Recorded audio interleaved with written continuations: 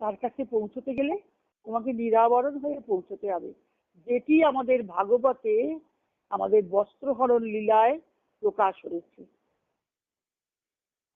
বস্ত্রহরণ লীলায় প্রকাশ হয়েছে যে যমুনায় চান করতে গেছেন গোপীরা, আর সব কাপড় নিয়ে গোবিন্দ গাছের উপরে, কদম গাছের উপর উঠে বসে আছে।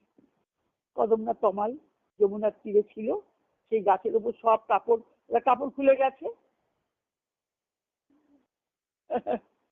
সেই কাপড়গুলো নিয়ে নিয়েছেন। এটা কিন্তু সেটারই প্রতীক, নিরাবরণ হয়ে ভগবানের কাছে সমর্পণের প্রতীক। ভগবান চাইছেন গোপীরা লাজ লজ্জা ছেড়ে, যেমন তারা সব ছেড়ে রাসলীলা এসেছে, তার আগে বস্ত্রহরণ হয়েছে, রাসের আগে বস্ত্রহরণ লীলা আছে, তবে তো নিরাবরণ হবে না, তবে তো লজ্জা চলে যাবে। লজ্জা ঘৃণা ভয় তিন থাকতে নয়, কথায় আছে।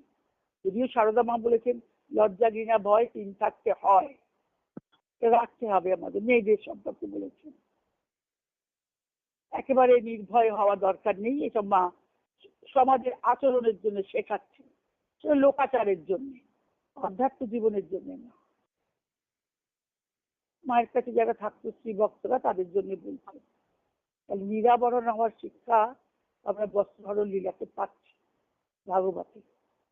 ভাগবত তো অধ্যাত্ম শাস্ত্রের মুকুটমণি, ভক্তি শাস্ত্রের মুকুটমণি। সেখানে কি করে ভগবানে আত্মসমর্পণ হবে, কি করে ভগবানের ভক্তি জন্মাবে, সেটাই তো প্রশ্ন। ভক্তির অধঃসারে, সেই ভক্তি কিরকম ভক্তি? অনন্যা ভক্তি। এটাও সেই ভক্তির কথা বলে, তবে সেটা তত্ত্বের মধ্যে দিয়ে বলেছে, ভক্তা তু অনন্যায় আসক্ত অহমে ভক্তি ধরিছে না। অনন্যা ভক্তির দ্বারাই তুমি আমাকে পাবে অর্জুন, আমার মধ্যে জানতে পারবে, আমাকে দেখতে পারবে, আমার মধ্যে প্রবেশ করতে পারবে। তাহলে ভগবানের মধ্যে বাস করতে গেলে, গীতা বলছেন না ভগবানের মধ্যে বাস করবে, দ্বাদশ অধ্যায়, বশিষ্য শ্রীমজ্জেব অতুর্ধম না সংশয়। তাহলে বাস করার শর্তটা কি? বাস করার শর্তটা হলো মনটা দিতে হবে ভগবানকে। আবার মজ্জেব মনোয়াদ হচ্ছে, মন দাও। মন তুমি টাকা পয়সা দিয়ে রাখলে, সংসারে দিয়ে রাখলে, ছেলে মেয়েকে দিয়ে রাখলে, তাহলে হবে না। একটা মন ওখানে দিয়ে রাখলে আর একটা, ঠাকুর অবশ্য শেখাচ্ছেন দুটো হাত তো দিতে পারছো না ভগবানের পায়ে, একটা হাত সংসারে রাখো আর একটা হাত তার চরণে দাও।